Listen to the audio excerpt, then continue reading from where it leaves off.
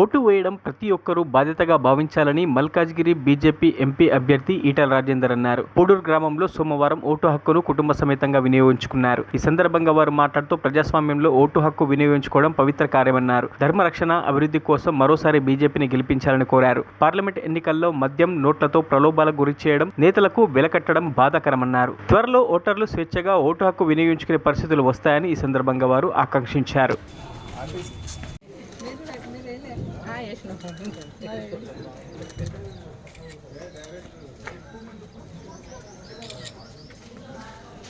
Parliament పరిధిలో మేడ్చల్ మండలం పూడూరు గ్రామంలో సొంత ఊర్లో బూత్ నంబర్ 30లో ఈరోజు నా ఓటు హక్కును వినియోగించుకోవడం జరిగింది.